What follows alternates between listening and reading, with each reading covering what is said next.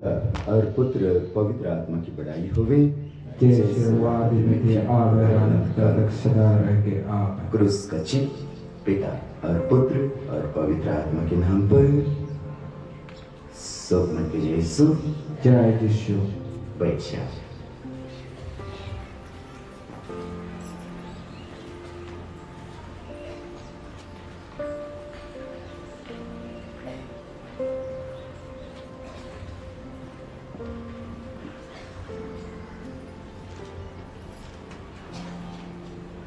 लूकस के सुसमाचार अध्याय 5 वचन संख्या 31 और 32।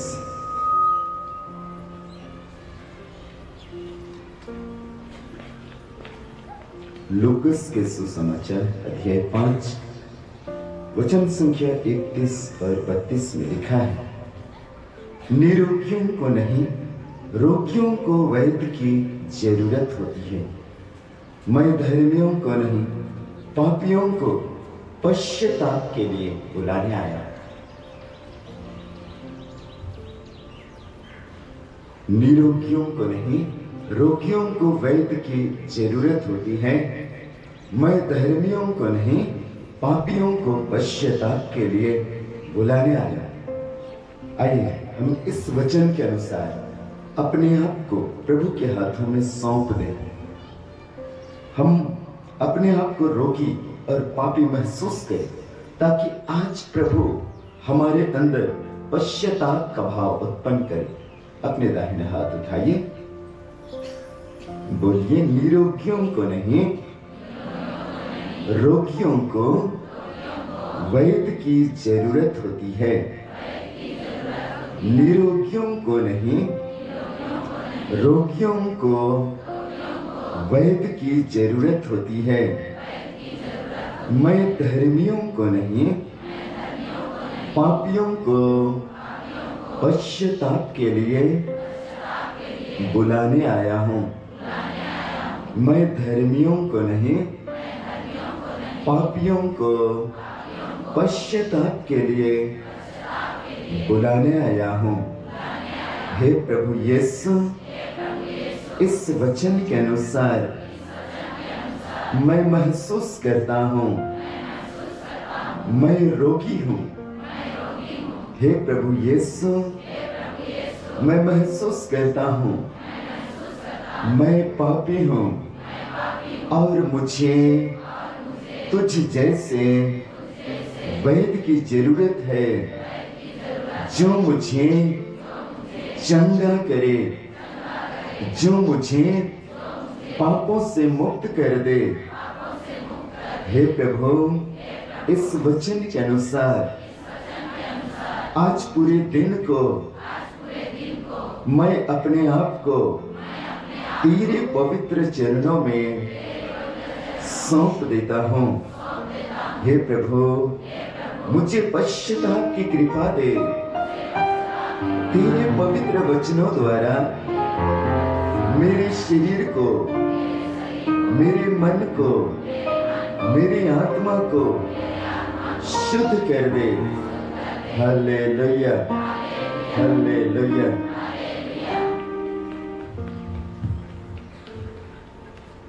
तो आज हम पाप पर वचन सुनने जा रहे हैं। आज हम लोग सब कोई जानते हैं पाप क्या है, फिर भी मैं बताना चाहूंगा। यूहन्ना के पहले पत्र अध्याय 4 के वचन अध्याय 3 के वचन संख्या 4 के अनुसार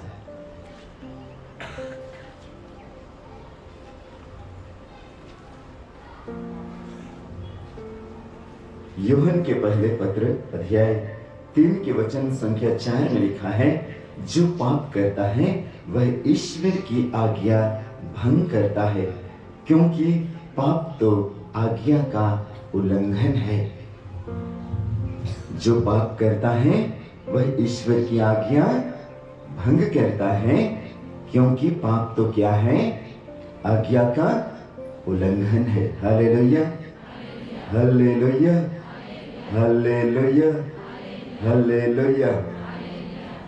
अर्थात ईश्वर के विरुद्ध में ईश्वर के विरुद्ध में हमारी सोच विचार, हमारे उठाए गए कदम जो ईश्वर की इच्छा के अनुसार नहीं है, जो बाइबल के पवित्र वचनों के अनुसार नहीं है, कलीसिया के नियमों के विरुद्ध में है, पाप है। और चालीसा का एक मकसद है, चालीसा का एक मकसद है, एक उद्देश्य है कि जितने विश्वासी, जितने ख्रिस्त विश्वासी जो यीशु में विश्वास करते हैं, जो यीशु को अपना उद्धारकर्ता और मुक्ति दाता मानते हैं, वे पश्चाताप करें। किन चीजों से? वे पाप से पश्चाताप करें। और इसलिए राखबूत के दिन हमने सुसमाचार में सुना होगा, उस दिन का सुसमाचार है, समय पूरा हो चुका है, ईश्वर का राज्य निकट आ गया है, इसलिए पश्चाताप करो और सुसमाचार में विश्वास करो। इस चालीसा के दो उद्देश्यों के साथ हमने इस चालीसे को शुरुआत किया। राख लगाते समय पुरोहित हमारे माथे पर राख लगाते हुए दो वाक्य कहा होगा। एक तो राख लगाते समय उन्होंने कहा होगा पश्चाताप कीजिए और सुसमाचार में विश्वास कीजिए, और दूसरा वाक्य कहा होगा, यदि ये नहीं कहा होगा तो फिर कहा होगा, हे मनुष्य तू मिट्टी में है और मिट्टी में मिल जाएगा। हमने राख लगाकर, राख एक पश्चाताप का चिन्ह है और हमने यह लगाया है, अपनी इच्छा से लगाया, और इसलिए पापों का त्याग करना, पापों के लिए पश्चाताप करने के लिए हमने पहले ही स्वीकार कर लिया कि हम यह करेंगे। और आज यह दिन है जब हम अपने सारे गुनाहों के लिए, ईश्वर के विरुद्ध किए गए हर पाप दोष के लिए हम ईश्वर से क्षमा याचना करेंगे, पश्चाताप करेंगे। हालेलुया, हालेलुया, प्रभु की स्तुति हो, ईश्वर को धन्यवाद। Hallelujah, hallelujah. प्रवक्ता ग्रंथ अध्याय 19 के वचन संख्या 4।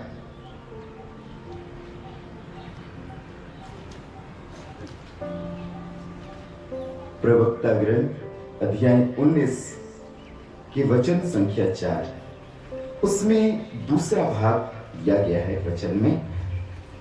उसमें लिखा है,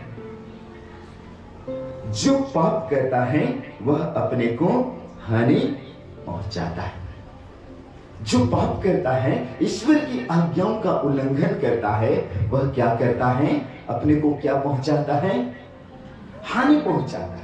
जब मैं ईश्वर की आज्ञाओं के विरुद्ध मैं जाता हूं, या जब मैं ईश्वर की आज्ञा के विरुद्ध कोई भी पाप करता हूं, ईर्ष्या, द्वेष, लड़ाई झगड़ा, चाहे हर तरह के मलिनता, दुष्टता, वासना का पाप, हिंसा का पाप, जितना कुछ भी करता हूं, ये मेरे लिए अच्छा नहीं होता है। इससे मुझे कोई फायदा नहीं होता है।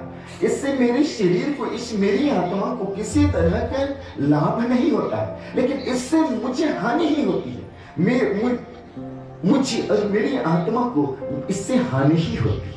इससे आशीर्वाद नहीं मिलता है, लेकिन इससे आशीर्वाद घटता है। हालेलुया, हालेलुया, प्रभु की स्तुति हो, ईश्वर को धन्यवाद। Hallelujah, hallelujah. प्रभु ने जब अपना प्रवचन शुरू किया, पवित्र आत्मा से परिपूर्ण होकर जब वे निर्जन प्रदेश में गए, फिर आए, शैतान की परीक्षा के बाद उन्होंने वचन सुनाना शुरू किया, तो सबसे पहला वचन वही था जो मैंने कहा, समय पूरा हो चुका है, ईश्वर का राज्य निकट आ गया, इसलिए पश्चाताप करो और सुसमाचार में विश्वास करो। जब मैं यीशु पर विश्वास करता हूं, तो ये मेरे लिए, मेरी आत्मा के लिए, मेरे शरीर के लिए ये एक आशीर्वाद का कारण बनता है। मैंने कल भी कहा, यीशु के नाम के कारण ही हमारे जीवन में आशीर्वाद होता है। लेकिन जब मैं उन यीशु की बातों को उल्लंघन करता हूं, यीशु के उन वचनों के विरुद्ध में जाता हूं, तो यह मेरे लिए किसी भी तरह से लाभ नहीं, बल्कि यह मेरे लिए हानिकर ही होता है। Hallelujah, hallelujah, hallelujah.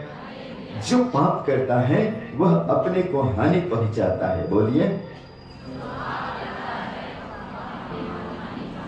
जो पाप करता है वह अपने को अपने को हानि पहुंचाता है। हानि पहुंचाता है। Hallelujah, hallelujah, hallelujah. हालेलुया। अर्थात पाप एक बहुत गंभीर चीज है, गंभीर चीज है, बहुत एकदम बहुत गंभीरता से, बहुत सीरियसली लेने की बात है। यदि इस बात को, यदि आज्ञा के उल्लंघन जो मेरे जीवन में होता है या मेरे जीवन में मेरे व्यवहारों के कारण होता है, इससे मैं बहुत हल्के में लूं तो यह मुझे हानि पहुंचाता रहेगा। आज हम आगे देखेंगे किस तरह वो हमें एकदम पूरी तरह से हानि पहुंचाता है। न केवल मेरे शरीर को, मेरी आत्मा को वह हानि पहुंचाता है। हालेलुया। प्रवक्ता ग्रंथ अध्याय 21 वचन संख्या 1 से लेकर 3 कोई पढ़ देंगे? प्रवक्ता ग्रंथ अध्याय 21 वचन संख्या 1 से लेकर 3। पुत्र, क्या तुमने पाप किया है तो फिर ऐसा मत करो और अपने पुराने पापों के लिए क्षमा मांगो। सांप के सामने की तरह पाप से दूर भाग जाओ। यदि पास आओगे तो वो तुमको काटेगा। उसके दांत सिंह के दांतों जैसे हैं। वे मनुष्यों की आत्माओं का विनाश करते हैं। तुमने यदि पाप किया है तो ऐसा मत करो। वचन हिदायत देता है, यदि पाप किया है, गुनाह हो गई है, आज्ञा का उल्लंघन हो गया है, तो ऐसा फिर मत करो। और अपने पुराने पापों के, यदि पुरानी चीजें आपको बार बार याद आती, बहुत पहले गलती हुई होगी, बहुत पहले गलती हुई होगी, लेकिन अब भी जब उसके कारण जब सोचते हैं तो एक प्रकार के आत्मग्लानि की फीलिंग होती है, एक प्रकार की एकदम पश्चाताप का भावना अब भी उत्पन्न होता है। मतलब आप मान के चलिए उस पुराने से पुराने गुनाह का प्रभाव अब तक आपके मन और हृदय में। आपने कई बार पाप स्वीकार भी किया होगा, बताया भी होगा, तब भी वह चीज आपको याद आता है। और जब आपको याद आता है, यह आपके लिए चिंता, आपके लिए थोड़ी सी अशांति का कारण बनता है। मतलब आप याद कीजिए, आप सोच सकते हैं पाप के प्रभाव वर्षों तक चलते रहते हैं। हालेलुया। यदि हम उनके लिए सच्चे पश्चाताप ना करें, यदि हम उनके लिए आंसू बहाकर पश्चाताप ना करें, तो इसका प्रभाव काफी दिनों तक रहता है, बना रहता है। Hallelujah, hallelujah. सांप के सामने की तरह पाप से दूर भाग जाओ। सांप देखकर कोई सामने जाता है? सांप के देखिला तो पास जाइला, क्यों है पास से नीचे?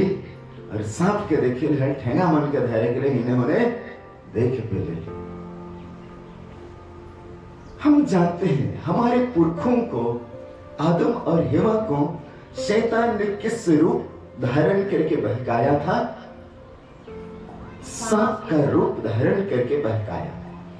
यह सांप का अर्थ शैतान से। सांप के सामने की तरह पाप से दूर भाग जाओ। अर्थात उत्पत्ति ग्रंथ में हम पाते हैं आदम और हेवा को ठगने के लिए ईश्वर ने जो सृष्टि की थी, उस सृष्टि में सांप भी था और सांप सबसे धूर्त था। वहां पर ऐसे लिखा, और वह आदम को आकर बहकाता। सांप अगर प्रकाशना ग्रंथ में आए, प्रकाशना ग्रंथ में तो सांप, शैतान को पंखदार सांप कहा गया।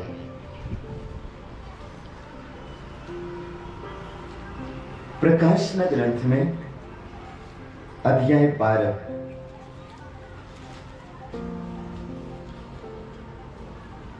12 के वचन संख्या 7 में लिखा है, पंखदार सांप, सर्प, विशाल काय पंखदार सांप। 12 के अध्याय 9 में पुराना सांप, वह इब्लिस, वह शैतान कहलाता है, जो पूरे संसार को भटकाता। सांप शैतान का प्रतीक है। हम दानियल के ग्रंथ में पाएंगे, दानियल के ग्रंथ में बाबुल के निवासी लोग एक तरह के सांप की पूजा करते थे, पंखदार सांप की पूजा करते थे, और दानियल ने उस पंखदार सांप को मारा था। दानियल जो ईश्वर भक्त है उस पंखदार सांप को मारा था।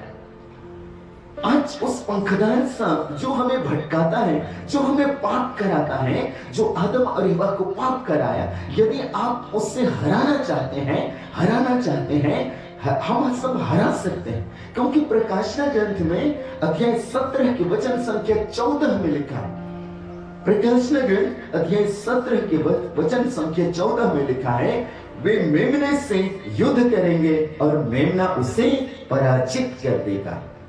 क्या लिखा है? वे मेमने से युद्ध करेंगे और मेमना उसे पराजित कर देगा और मेमने के साथ उसके अनुयायी भी विजयी होंगे।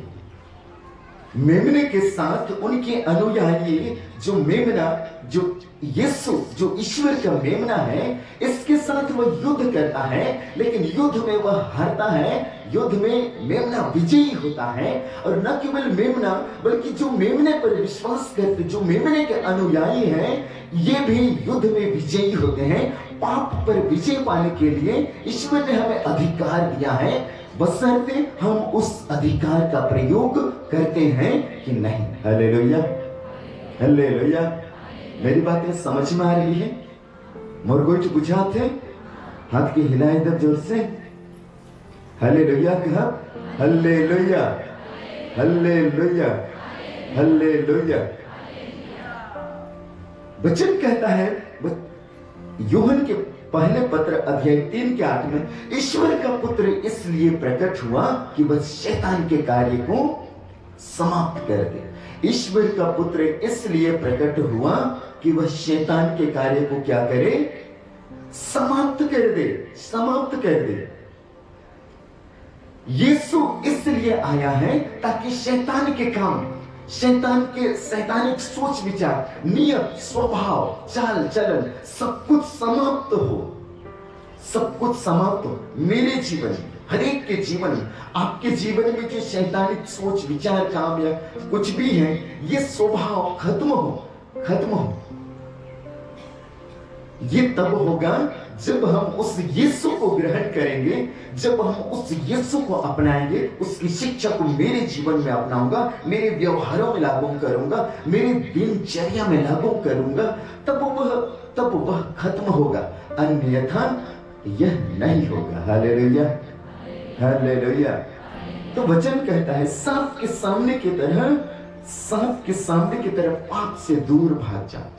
सांप से हमें डर लगता है, चाहे छोटा भी क्यों ना है, चाहे टेढ़ा सांप और निरी ढोड़ सांप निचाबे, चाबियो दे हल्को नहीं, धामना सांप निचाबे, देखिए मोर पे डरे भागे, लेकिन देखे ना हमें एकदम मोर तले भाग देखा बोले सांप के,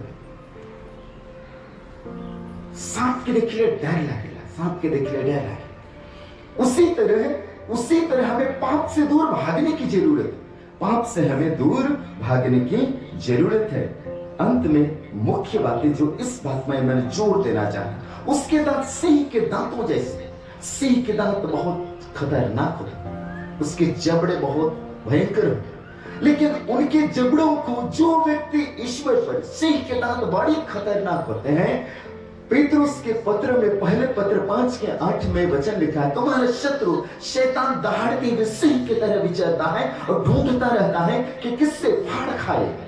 शैतान हमारा शत्रु है, जो ईश्वर के वचनों का पालन करते हैं, ईश्वर की आज्ञाओं का पालन करते हैं, उनका शत्रु है। और यह क्या करता है? दहाड़ते हुए सिंह की तरह विचरता करता रहता है और किससे फाड़ खाए। लेकिन हम दाऊद के बारे में पाते हैं, दाऊद जो ईश्वर भक्त था, दाऊद जो ईश्वर पर विश्वास करता था, वह क्या करता था? इन जबड़ों को अपने हाथों से खोलकर उससे मारता था। दाऊद के बारे में हम पाते हैं,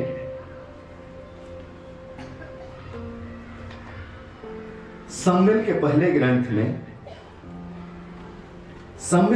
ग्रंथ में अध्याय 17 के वचन संख्या 34 में यह व्यक्ति ईश्वर पर विश्वास करता था। यहां पर लिखा है, दाऊद ने शाऊल से कहा, आपका यह दास जब अपने पिता की भेड़ें चराता था और कोई सिंह या भालू या झुंड पर से भेड़ पकड़ कर ले जाता तो मैं उसके पीछे जाकर उससे मारता और उसके मुंह से उसे छीन लेता था। और यदि वह मेरा सामना करता तो मैं उसकी आयल पकड़कर उस पर प्रहार करता और मार डालता था। आपके दास ने तो सिंहों और भालुओं को मारा।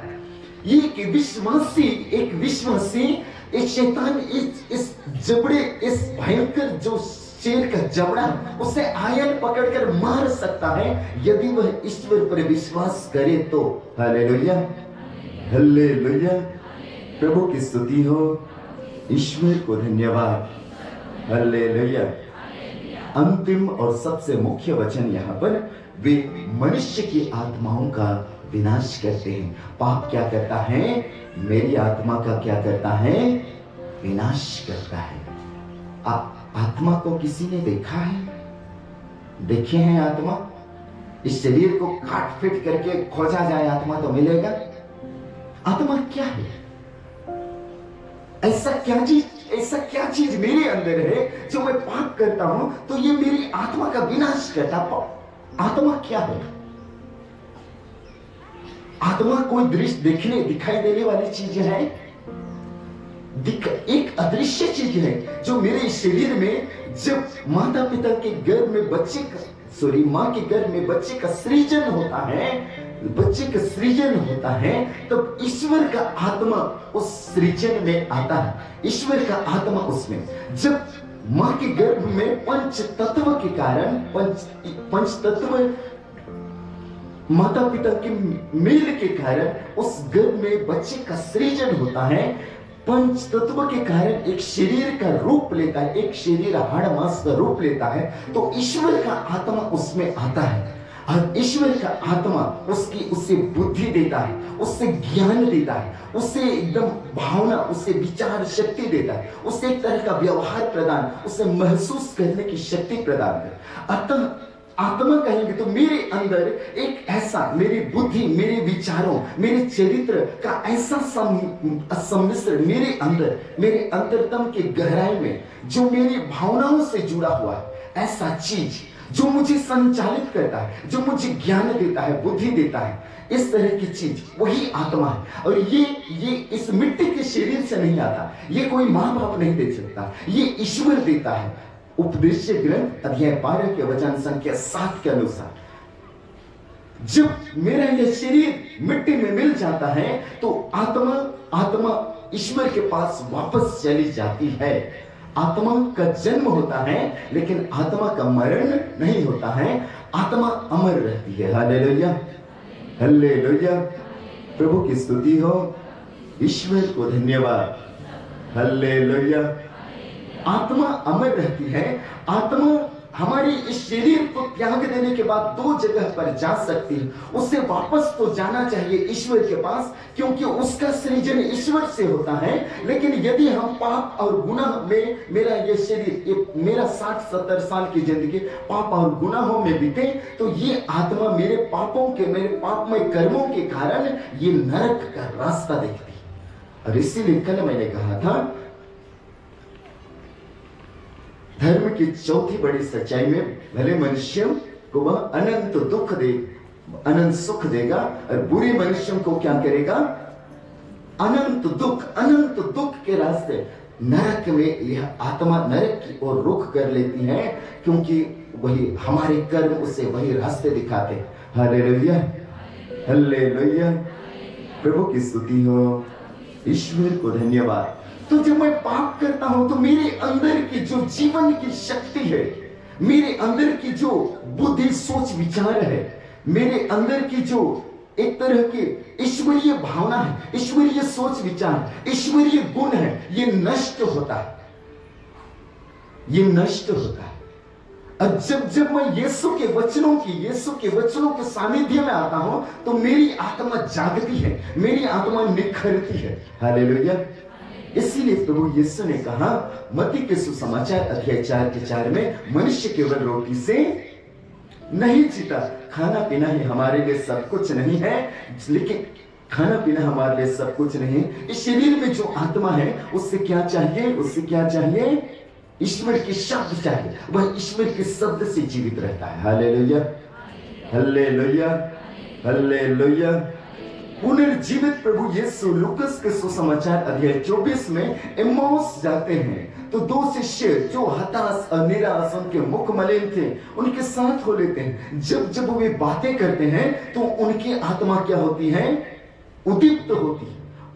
उनकी आत्मा उद्दीप्त होती है। वे उस निराशा से निकलते हैं, वे उस उदासी से निकलते हैं। और जब वे यीशु को आग्रह करते हैं, यीशु को अपने यहाँ ठहराते हैं और रोटी तोड़ते हुए यीशु को पहचानते हैं, तब वे हताश और निराश लोग आनंद से भरे जाते हैं। यीशु के वचन हमारी आत्मा के लिए आशीर्वाद का कारण, यीशु के वचन हमारी आत्मा को समृद्धि सन्मार्ग पर ले चलते हैं। Hallelujah, hallelujah. प्रभु की स्तुति हो, ईश्वर को धन्यवाद। हालेलुया। तो पाप की गंभीरता को समझिए। पाप हमारी आत्माओं का विनाश करते हैं। न केवल इस शरीर को पर पाप का प्रभाव पड़ता है। यदि मैं नशा पान करूं तो नशा पान के कारण इस शरीर का तो विनाश होता ही है, इस शरीर का तो विनाश होता ही है, लेकिन इस शरीर पर बुरा प्रभाव पड़ती है। न केवल इस शरीर पर मेरी आत्मा पर भी इसका बुरा प्रभाव पड़ता है। Hallelujah, hallelujah. इसलिए आप देखे होंगे जो व्यक्ति बहुत लंबे समय से नशा पान कर रहा है, नशा पान कर उसकी सोचने समझने की शक्ति भ्रष्ट हो जाती है। क्योंकि वचन कहता है अंगूरी नई हो या पुरानी, अंगूरी नई हो या पुरानी हो, वह बुद्धि को भ्रष्ट करती है। ये बुद्धि को भ्रष्ट करते। जो लंबे समय से नशा पान करते, उसमें सोचने समझने की शक्ति नहीं होती। उससे कितनों भी अच्छी बातें आप बताएंगे, वह आपके बारे में बुरा ही सोचेगा। कितनों भी आप मेल मिलाप की बातें, कितनों भी अच्छी बातें कहेंगे, वह आप बुरा ही सोचेगा। क्योंकि उसमें सोचने समझने की शक्ति शेष नहीं रह जाती, वह नहीं ही सोच सकता। लगातार पापमय स्थिति में रहने के कारण उसकी बुद्धि भ्रष्ट हो जाती है, जो हमारी आत्मा से जुड़ी। बुद्धि हमारे आत्मा का एक विशेष अंग है। Hallelujah, hallelujah. प्रभु की स्तुति हो, ईश्वर को धन्यवाद। Hallelujah, hallelujah. उत्पत्ति ग्रंथ में हम सृष्टि के बारे में पाते हैं। ईश्वर ने मनुष्य की सृष्टि की और मनुष्य को कहां पर रखा?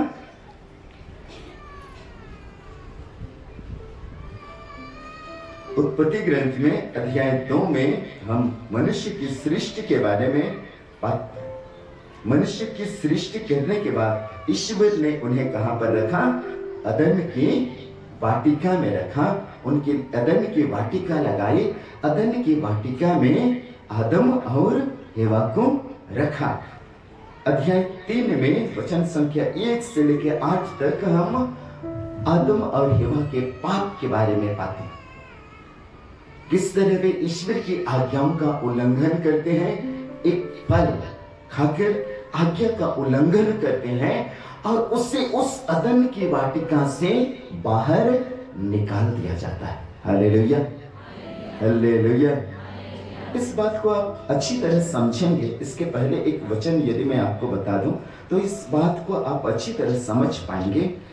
रोमियो के नाम पत्र, संत पौलुस का पत्र, रोमियो के नाम संत पौलुस का पत्र, अध्याय 3 के वचन संख्या 23, 3 के 23। कोई पढ़ देंगे वचन? रोमियो के नाम संत पौलुस का पत्र 3 के 23।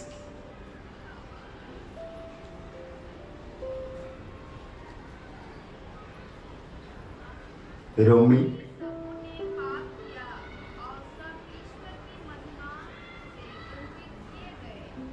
हाँ, और कोई जिनके पास माइक के पढ़ते हैं सबों को सुनाते। क्योंकि सबने पाप किया और सब ईश्वर की महिमा से वंचित किए गए। सबों ने पाप किया, जितनों ने पाप किया वे ईश्वर की महिमा से वंचित किए गए। ईश्वर की महिमा से वंचित किए गए। ईश्वर की महिमा कहने का अर्थ है ईश्वर के अधिकार क्षेत्र। ईश्वर ने जो आदर और सम्मान मुझे दिया, ईश्वर ने जो अदन की वाटिका में मनुष्य को अपने प्रतिरूप अपने प्रतिरूप बनाकर जो आदर और जो सम्मान, जो अधिकार दिया था, फलने फूलने का जो अधिकार दिया था, पाप के कारण वे खो जाते हैं। पाप के कारण वे उस अधिकार क्षेत्र से बाहर आ जाते हैं। Hallelujah, hallelujah, hallelujah, hallelujah. शांति उन लोगों के लिए, शांति एक अधिकार है। शांति, मेल प्रेम एक अधिकार है जो ईश्वर पर विश्वास करने से मिलती है। जितने अच्छे गुण, मेल मिलाप के गुण, अच्छा पवित्र आत्मा के भी जितने गुण, ये सब ईश्वर पर विश्वास और भरोसा करने से मिलते हैं, उनकी आज्ञा पालन करने से मिलते हैं, आज्ञा पालन करने से मिलते हैं। लेकिन जब हम आज्ञाओं को भंग करते हैं तो हम इस शांति के अधिकार क्षेत्र से, ईश्वर की जो अधिकार क्षेत्र है, उससे हम बाहर चले जाते हैं। Hallelujah, hallelujah, hallelujah, hallelujah. अदन वाटिका में आदम और हवा ईश्वर के अधिकार क्षेत्र में रहा करते थे, उनके साथ घूमते फिरते थे, उनके साथ उनके एकदम सानिध्य में रहते, ईश्वर के सानिध्य में रहते। ईश्वर उनसे बातचीत करता था तब तक जब तक वे आज्ञा का पालन करते थे। पर वे शैतान के बहकावे में आकर उस आज्ञा का उल्लंघन करते हैं और उस अदन की वाटिका जो ईश्वर के सानिध्य से भी दूर कर दिए जाते हैं। जब मैं पाप करता हूं, जब आप पाप करते हैं, तो हम ईश्वर के उस अधिकार क्षेत्र से, ईश्वर के सानिध्य से दूर चले जाते हैं। अर्थात पाप हमारे जीवन में हानि पहुंचाता है, पाप हमें ईश्वर से दूर करता है, ईश्वर के कृपा से दूर कर देता है। हालेलुया, हालेलुया, प्रभु की स्तुति हो, ईश्वर को धन्यवाद। यूहन के दूसरे पत्र अध्याय 9 पढ़ देंगे। यूहन के दूसरा चिट्ठी अध्याय पद संख्या 9, एक अध्याय है। यूहन का दूसरा पत्र पद संख्या 9। जो मसीह की शिक्षा की सीमा के अंदर नहीं रहता बल्कि उससे आगे बढ़ता है, उसे ईश्वर प्राप्त नहीं है। जो शिक्षा की सीमा के अंदर रहता है, उसे पिता और पुत्र दोनों प्राप्त हैं। जो मसीह की शिक्षा के दायरे के अंदर रहता है, मसीह के शिक्षा के अधिकार क्षेत्र में रहता है, उससे पिता और पुत्र दोनों प्राप्त है। लेकिन जो उस अधिकार क्षेत्र से में नहीं रहता, ईश्वर की उस आज्ञा के पालन में वह संतुष्ट नहीं होता, वह अपनी मनमानी करके आगे बढ़ता, वह अपनी मनमानी से उस अधिकार क्षेत्र से बाहर निकलता, उससे पिता भी नहीं मिलता है और यीशु भी नहीं मिलता है, वह ईश्वर के अधिकार क्षेत्र से बाहर चला जाता है। हालेलुया, हालेलुया, प्रभु की स्तुति हो, ईश्वर को धन्यवाद। Hallelujah, hallelujah. लूकस के सुसमाचार में इस संबंध में हम अध्याय 15 में उड़ाऊ पुत्र के बारे में पाते हैं। उड़ाऊ पुत्र पिता के साथ रहता था, लेकिन जब उसके मन में एक स्वार्थ की भावना आई, पिता के अधिकार, पिता के जीवित रहते उनके अधिकार प्राप्त करने की इच्छा आई, और तब वह जाकर पिता से अपना अधिकार मांगता है, और वो पिता के अधिकार क्षेत्र से वह पाप करता है और पिता के अधिकार क्षेत्र से वह दूर हो जाता है, दूर हो जाता है और ऐसी परिस्थिति में पहुंचा, बहुत बदतर से बदतर स्थिति में पहुंचता है। तब उसे जाकर होश आता है कि मेरे अधिकार, पिता के अधिकार क्षेत्र में रहने से, पिता के उस अधिकार क्षेत्र में रहने से, कृपा के यहाँ रहने से, पिता की आज्ञा का पालन करने से, बहुत सारे मजदूर हैं, उन्हें यूं ही रोटी मिलती है खाने के लिए, और मैं यहाँ भूखों मरता हूं। हम आज ईश्वर के दायरे से, ईश्वर के वचनों के दायरे से बाहर जाकर जीवन जीना चाहते हैं, जीवन जीना चाहते हैं, तो हमें हमारी स्थिति बदतर से बदतर होती जाती है। आज हमारी परिस्थिति, हमारे घर परिवार की सारी परिस्थिति इसी कारण बदतर से बदतर होती जा रही है। क्योंकि हम लोग ईश्वर के दायरे के वचनों के दायरे में रहकर जीवन जीना हमें अच्छा नहीं लगता है। Hallelujah, hallelujah, hallelujah. अच्छा नहीं लगता। शादी विवाह किसी का नशा पान का परिवेश जब तक नहीं रहे तब तक अच्छा नहीं लगता। वह ईश्वर के दायरे में रहकर जीवन जीना नहीं है। Hallelujah, hallelujah. प्रभु की स्तुति हो, ईश्वर को धन्यवाद। हम लोग देख रहे हैं पाप किस तरह हानि पहुंचाता है, पाप किस तरह हमारी आत्माओं का विनाश करता है। उसके बारे में हम शुरू से देख रहे हैं। हमने आदम के बारे में देखा, हम उसके दो बेटे हैं, काइन और हाबिल। और काइन अपने भाई के विरुद्ध ईर्ष्या के द्वारा पाप करता है और वह क्या करता है, अपने भाई हाबिल की क्या करता है, हत्या करता है। वो हत्या का पाप करता है और हत्या के पाप के कारण उत्पत्ति ग्रंथ अध्याय 4 की वचन संख्या 11 और 12 में वह इस भूमि से निर्वासित किया जाता है। उस भूमि से वह निर्वासित किया जाता है। उस भूमि एक अधिकार जो हर एक व्यक्ति के लिए प्रभु अधिकार देता है। उस भूमि पर आप कुछ भी उगाएंगे वह आपके लिए फल पैदा करेगी, वह आपके लिए कुछ बीज डालेंगे वह आपके लिए फल पैदा करेगी। लेकिन जब काइन ने पाप किया तो वह उस उपज के अधिकार से वंचित रह गया। वह यदि जमीन में कुछ बीज रोपेगा तो उसकी जमीन कुछ नहीं देगी, क्योंकि वह उस अधिकार से, उस हत्या के पाप के कारण वंचित रह गया है। Hallelujah, hallelujah, hallelujah. प्रभु की स्तुति हो।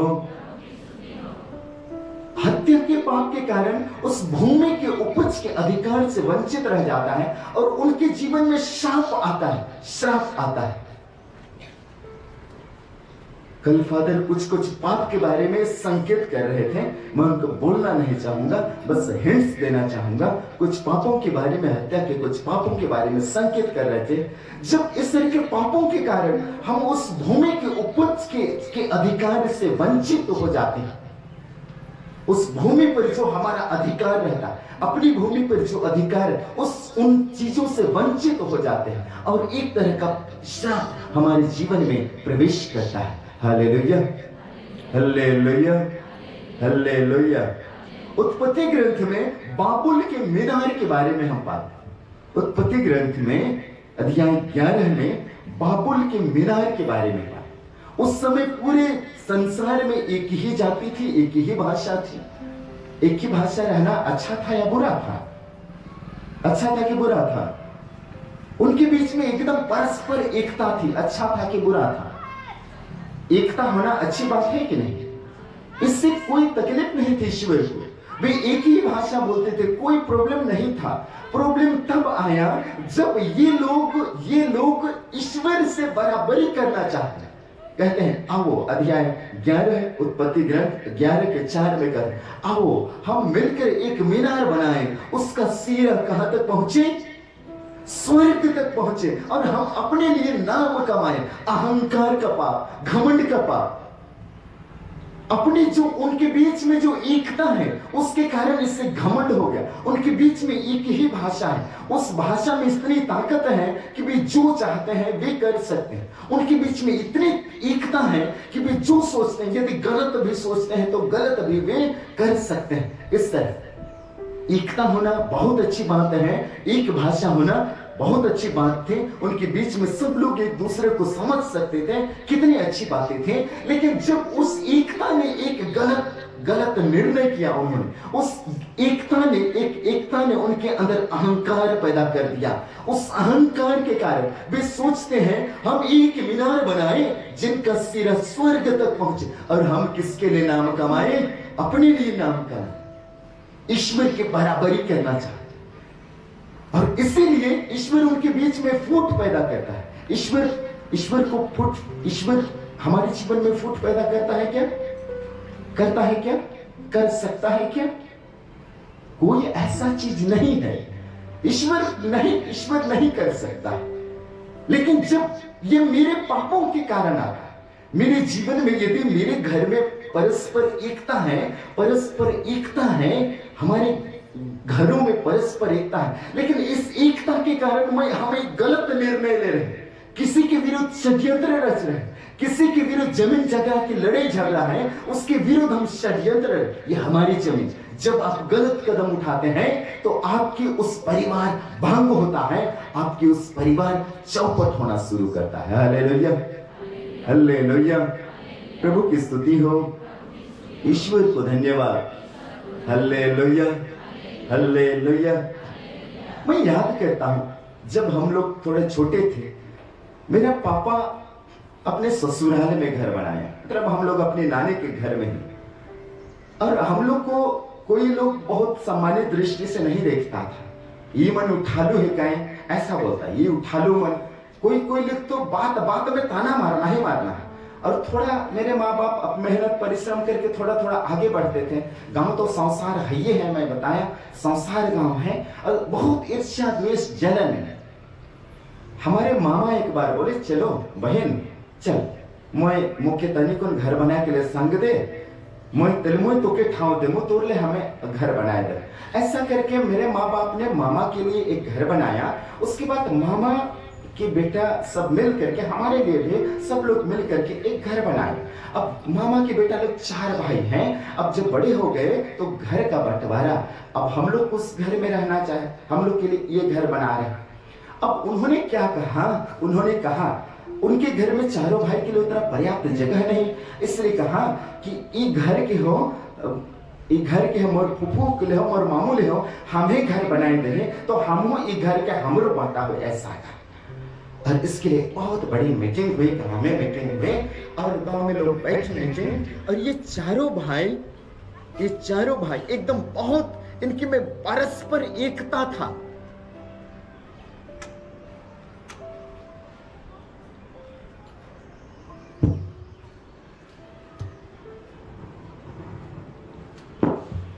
इनमें एकदम परस्पर एकता था। उस मीटिंग में मेरे पिता को इतना बेइज्जत किए, मैं जानता हूं हम लोग छोटे थे लेकिन उन सारी चीजों को समझ सकते थे। घुटना टेक कर एकदम छाती ठोक ठोक कर कहने लगे, उस घर में बंटवारा होगा, बंटवारा होगा। मेरा पिताजी कुछ नहीं बोला, चुपचाप रहा। सिर्फ एक बोला, मेरा घर बंटवारा होगा तो वह घर भी बंटवारा होगा, ऐसा बोला, और कुछ नहीं बोला। हालांकि हम लोग उस घर पर अधिकार तो नहीं लेते मेरा पिताजी, लेकिन वे बोल रहे हैं इस कारण ऐसा। मैं जानता हूं कुछ दिनों के बाद वो भाई में फूट होना शुरू किया। उसके बड़े भाई में पैर में एक घाव हुआ, एक बहुत घाव। उसके बाद उस घाव के कारण उसका एकदम पूरा पैर लंगड़ा हो गया, लंगड़ा कर चलने लगा। और जिन्होंने मेरे पिता के साथ एकदम छाती ठोक ठोक कर कहा था, लंगड़ा हो गया। उसी के बाद एक बुराई पैदा होती गई, और उनके बीच में 4 भाइयों के बीच में एकदम पतन आ गया। जब हमारी एकता एक बुरी दिशा में जाती है, हमारी एकता एकदम गलत चीज के लिए हम उसका प्रयोग करते हैं, तो वह किसी को हानि पहुंचाने के लिए, किसी को तोड़ने के लिए उस एकता प्रयोग किया जाता है, तो उस पर वह फूट हो जाता है, चौपट हो जाता है। हालेलुया, हालेलुया, प्रभु की स्तुति हो, ईश्वर को धन्यवाद। Hallelujah, hallelujah. हम लोग निर्गमन ग्रंथ में पाते हैं, निर्गमन ग्रंथ में पहले अध्याय में पाते हैं, याकूब अपने उत्पत्ति ग्रंथ के आखिरी में याकूब अपने 70 सदस्यों के साथ मिस्र देश में गया, क्योंकि वहां उसका बेटा राज्यपाल है, जोसेफ राज्यपाल है, और वहां गोसेन नामक एक प्रांत में बस गया है।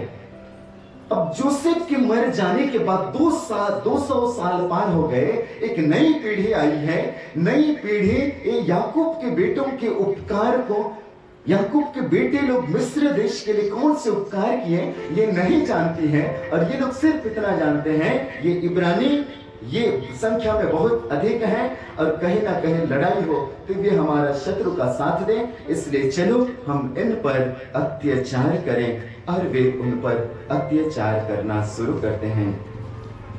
निर्गमन ग्रंथ अध्याय 1 के वचन संख्या 11। उन्होंने इसराइलियों पर ऐसे अधिकारियों को नियुक्त किया जो उन्हें बेगार में लगाकर उनका दमन करें। इसराइलियों ने इस पर फिरौन के लिए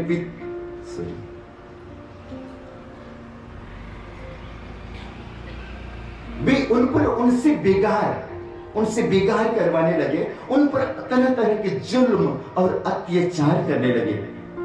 इतना तक कि परिस्थिति इतनी बदतर हो गई, जब इब्रानियों में पहले बच्चे जब इब्रानी महिलाएं बच्चे को जन्म देती थी तो वे बेटी रहती थी तो उसको जीवित छोड़ देते थे, लेकिन हर जो बेटा पैदा होता था उसको नील नदी में फेंक दिया जाता था। नील नदी में इस तरह मतलब उनके संतानों के साथ इतना क्रूर व्यवहार किया जाता था, और यह चीज ईश्वर को अच्छा नहीं लगा। और इसलिए यहाँ पर लिखा है, ईश्वर ने अध्याय 3:7 में लिखा है, मैंने मिस्र में रहने वाले अपने प्रजा की दयनीय दशा देखी है और अत्याचारियों की मुक्ति के लिए उनकी पुकार सुनी है। वे पुकारे और ईश्वर ने उन पर दया की। ईश्वर ने उन पर दया की। और हम जानते हैं मूसा की अगुवाई में ईश्वर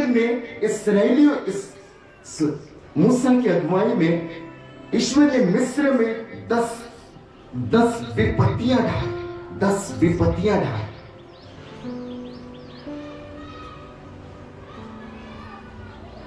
सूचना आज पावसिकार के दिन के उन्हें पुरोहित मन पावसिकार लगी तैयार हैं बैठे जेमन पावसिकार करे खोजिला उमान होने जा इकर पक्षे हमारे वाम्बा गाछ के फेंड में स्टेज में उबट पावसिकार हुई, इन्हें बैठे तनी डिस्टर्ब हुई। पावसिकार पुरोहित मान होने बैठे ईमान जय खोजिला पावसिकार लगी होने जाओ, लेकिन एक बेर भीड़ ना करा, इन्हें भी प्रवचन चलाते इन्हें भी सुना और तैयार होकर उन्हें पावसिकार लगी ना। धन्यवाद।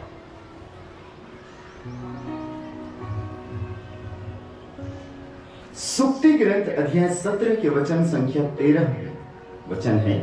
सुक्ति ग्रंथ अध्याय 17 के वचन संख्या 13 पढ़ते।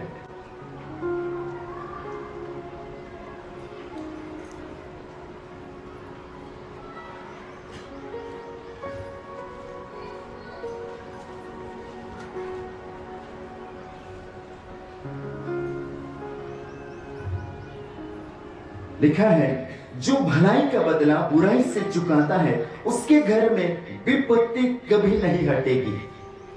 जो भलाई का बदला क्या से चुकाता है? बुराई से चुकाता है, उसके घर में विपत्ति कभी नहीं हटेगी। मिस्रियों के लिए इस्राएलियों ने बहुत बड़े उपकार किए थे। यूसुफ के माध्यम से उनके जीवन बचाने के लिए बहुत बड़े उपकार थे, लेकिन उस उपकार के लिए उन मिस्रियों ने इस्राएलियों के साथ बहुत क्रूर व्यवहार किया, और उसी के कारण उनके देश में विपत्तियां आई।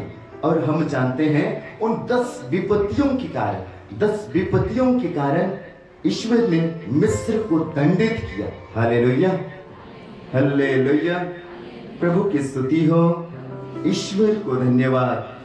Hallelujah, hallelujah. अर्थात जो पाप करता है, जो वह अपने को हानि पहुंचाता है, वह अपने आप को सर्वनाश के रास्ते पर ले चलता है। जो पाप और गुनाह में कदम रखता है, उसके पैर धंसते ही चले जाते हैं, वह कभी नहीं निकलते। यदि निकलना है तो उन पापों के लिए हमें क्या करनी चाहिए? पश्चाताप करनी चाहिए। हालेलुया, हालेलुया, प्रभु की स्तुति हो, ईश्वर को धन्यवाद। हालेलुया।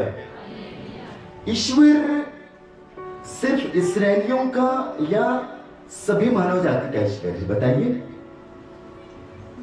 ईश्वर सभी मनुष्य जाति का ईश्वर है? यीशु सबका उद्धार करता है कि कुछ लोगों का? सबका उद्धार करता है। यह बात वचन में लिखा गया है। यूहन्ना के सुसमाचार अध्याय 17 के वचन संख्या 2 और 3 में हम पाते हैं यीशु समस्त मानव जाति का उद्धार करता है। इसलिए कोई भी इंसान चाहे किसी भी जाति का हो, किसी भी धर्म का हो, यदि वह गुनाह करता है तो उससे हानि ही होती है। जरूरी नहीं है कि वह क्रिश्चियन है, जरूरी नहीं है कि वह किसी भी धर्म का, यदि वह गुनाह करता है तो उसके जीवन में उसे दंड दिया जाता है, और हमारे दंड को यीशु ने अपने ऊपर ले लिया है।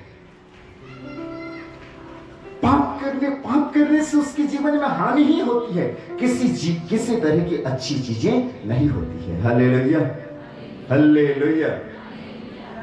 मूसा की अगुवाई में ईश्वर ने मिस्र देश से इस्राएलियों को निकाल करके कौन सा देश ले गया? कौन सा देश लेकर के गया? कनान देश। कौन सा देश? कनान देश, जहां दूध और मधु की नदियां बहती थी, नदियां बहती थी, जहां दूध और मधु की नदियां बहती, उस जगह पर लेकर के गया। और उस जगह पर पहले से ही 7 ट्राइब्स, 7 प्रजाति के लोग, 7 वंश के लोग पहले से ही निवास करते हैं। कनानाइट, अमोराइट, जबूसाइट, कई सारे नाम है उसमें। कनानी है, यबूसी हैं, कई सारे लोग हैं, और वे लोग पहले से ही निवास करते हैं। और ईश्वर ने क्या कहा है? ईश्वर ने क्या कहा है? मूसा और इस्राएलियों को क्या कहा है? मैं इस मिस्र देश से निकाल कर तुमको कहां ले जाऊंगा? कहां ले जाकर के बसाऊंगा? कनान देश में, प्रतिज्ञा देश में, जहां दूध और मधु की नदियां बहती है। और ईश्वर ने वहां पर क्या किया? मूसा के समय तो नहीं, लेकिन योशुआ की अगुवाई में, मूसा की मृत्यु के बाद योशुआ के ग्रंथ में हम पाते हैं, योशुआ उस कनान देश, प्रतिज्ञा देश, जहां दूध और मधु की नदियां बहती हैं, वहां पहुंचकर वहां 7 वंशजों के लोगों को हराता है, और उन लोगों को मारकर वे उस जगह पर अधिकार करते हैं। ईश्वर ने अच्छा किया कि बुरा किया? आप बताइए। पहले से ही मनुष्य जाति वहां पर है, पहले से ही मनुष्य जाति वहां पर है, और ईश्वर कहता है एक ग्रुप को चलो मैं तुम्हें वह देश दूंगा। और वह उस प्रतिज्ञा देश को देने के लिए ईश्वर ने क्या किया? उन लोगों को हटाया वहां से। किस तरह हटाया? हिंसा के द्वारा या लड़ाई के द्वारा। योशुआ उनसे लड़ाई करता, उससे हराता है, और उन पर उनकी जमीन का अधिकार करता है। ईश्वर अच्छा करता है कि बुरा करता है? अच्छा किया कि बुरा किया? कौन सा अच्छा चीज किया है? रोर बेटा बेटी मन ले तो दूसरा कर भूमि माटी में अधिकार के रख ले, रोरे मन के मार धार के उनकर जमीन दिवाली बेस काम कर ले हैं।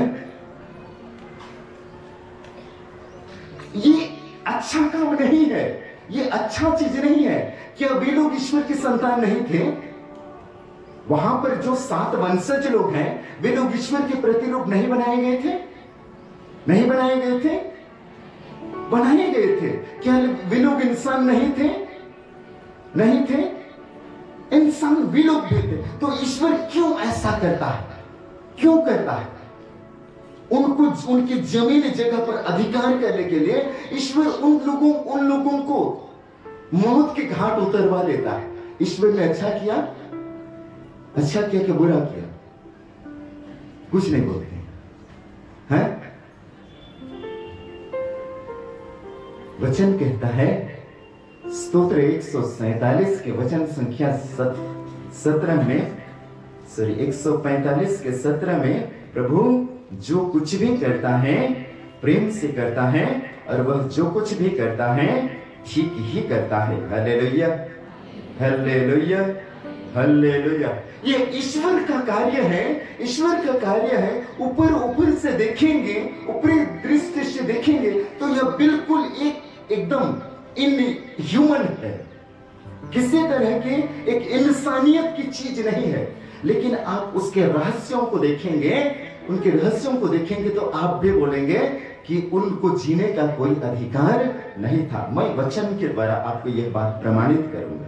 प्रज्ञा ग्रंथ अध्याय 11 अध्याय 12 प्रज्ञा ग्रंथ में उन लोगों के पापों के बारे में दिया गया कि वे लोग किस प्रकार पाप करते थे और पाप में इतने उद्दंड भ्रष्ट हो गए थे, पाप में वे बहुत भ्रष्ट हो गए थे। अध्याय 12 में उनके पापों के बारे में, कनानियों के पापों में, कनान देश में जो लोग रहते थे, वे 7 ट्राइब कनान में रहते हैं तो कनानी कहलाते हैं, और इसलिए उनके पापों के बारे में यहां पर दिया गया है, लिखा है अध्याय 12 प्रज्ञा ग्रंथ वचन संख्या 4 से आगे, तूने अपनी पवित्र भूमि के पुराने निवासियों के साथ ऐसा व्यवहार किया जिनसे उनके घृणित कार्यों के कारण तुझे बैर हुआ। उनका जादू टोना, उनकी निंदनीय धर्म रीतियां, बच्चों की निर्मम हत्याएं, मनुष्य के मांस और रक्त की दावतें। ये लोग क्या करते थे? ये लोग ईश्वर पर विश्वास नहीं करते थे, ये लोग जादू टोने और तंत्र मंत्र में विश्वास करते थे। मिस्री लोग भी जादू टोने और तंत्र मंत्र में विश्वास करते थे। Hallelujah, hallelujah, hallelujah. ये जादू टोना और तंत्र मंत्र क्यों पाप है? क्यों ईश्वर की पहली आज्ञा के विरुद्ध पाप है? आप किसी के पास जाते हैं, किसी के पास जाते हैं तो आप जानते हैं, आप क्या जानते हैं कि वह कौन सी शक्ति के द्वारा कार्य करता है, या उसकी शक्ति का रहस्य आप जानते हैं? नहीं जानते। हम उसके पास जाते हैं और वो जो कुछ कहता है हम मान लेते हैं। क्या जाने वह किसको मानता है, क्या जाने वह कौन से देवी देवता की पूजा करता है, शैतान की पूजा करता है कि क्या पूजा करता है, और इसलिए वह एक अंधाधुंध हम आप जाते हैं तो ईश्वर पर विश्वास नहीं होता, उस व्यक्ति पर आपका विश्वास होता है, और उस व्यक्ति पर विश्वास करके आप उस धर्म के रास्ते से आज्ञा को उल्लंघन करते हैं, और इसलिए आप वह कौन से विश्वास करता है, क्या करता है, वह हम नहीं जानते हैं, और इसलिए वह पाप होता है। Hallelujah, hallelujah, hallelujah. ये लोग मनुष्य के मांस खाते थे, रक्त की दावतें करते थे। मनुष्य के मांस, ये रक्त की दावतें करते थे जिनमें अंतड़ियां खाई जाती थी। जिनमें क्या खाई जाती थी? कलेजी कर जाके कर आदमी बने।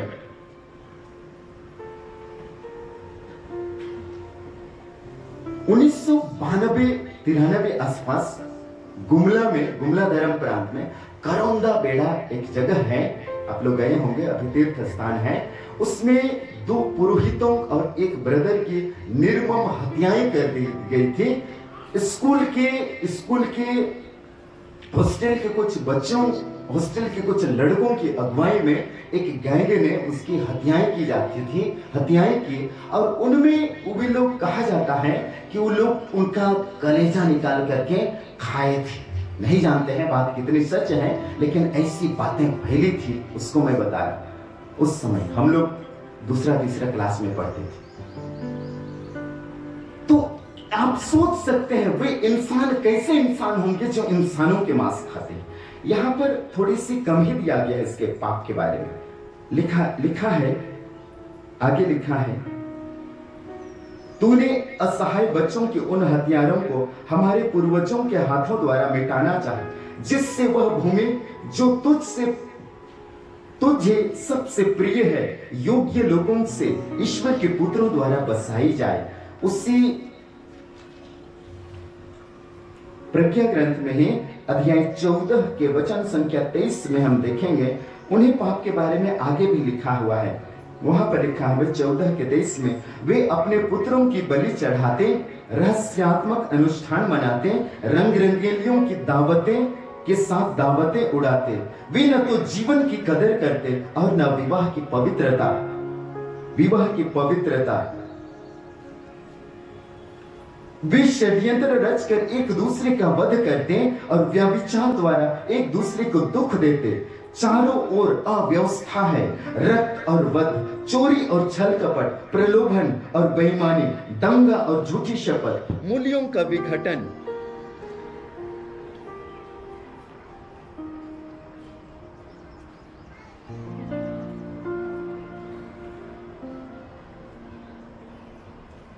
हालेलुया, सुनाई दे रहा है?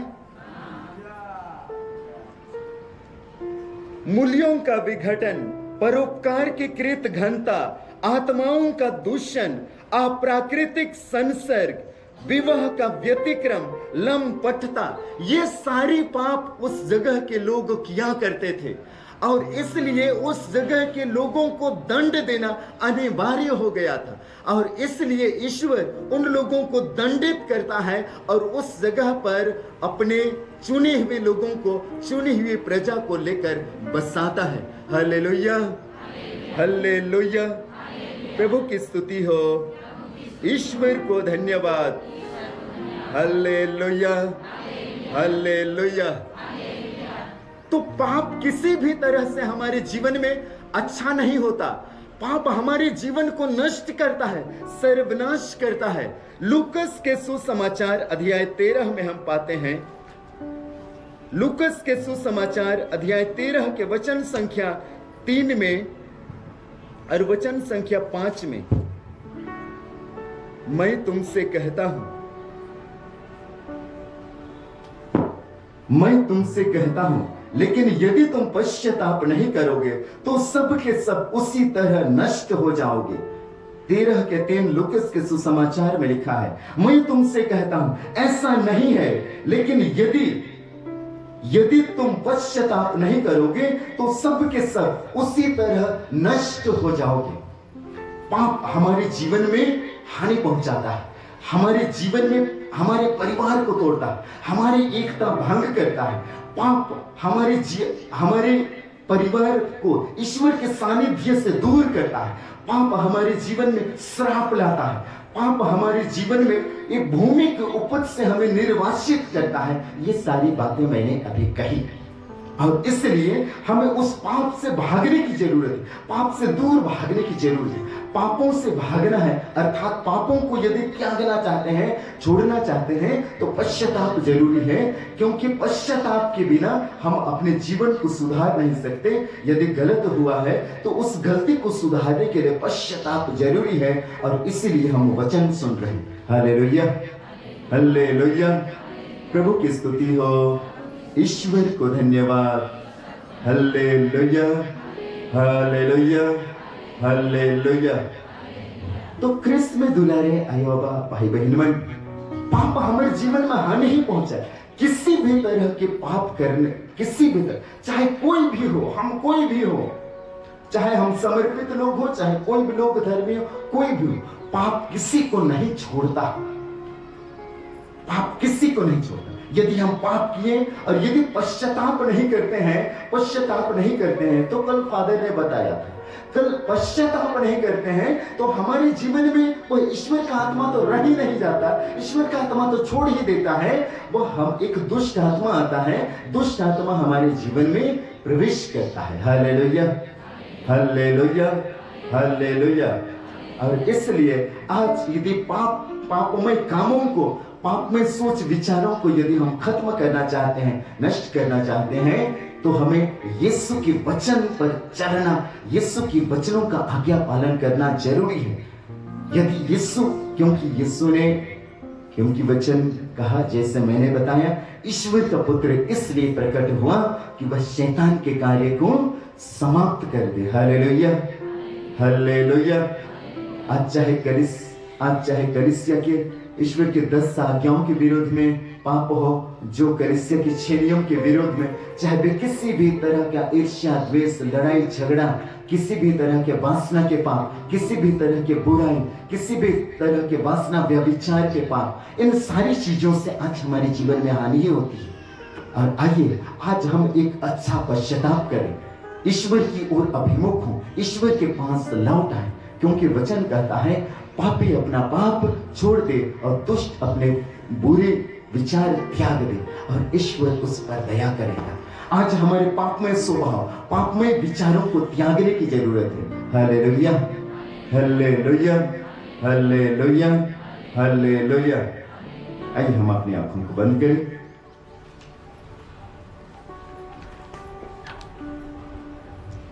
प्रभु आशीष और कृपा दे हम सबों को।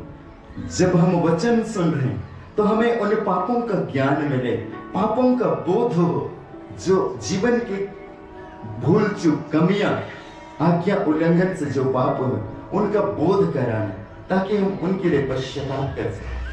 प्रभु तेरे वचन सुनने वाले इन माता पिता भाई बहनों सबको मैं समर्पित करता, आशीष और कृपा मांगता। इन्हें दया दिखा, इन पर अपनी दया प्रदर्शित कर, ताकि हम सब तेरे पास लौट आए। हे हमारे पिता जो स्वर्ग में है, तेरा नाम पवित्र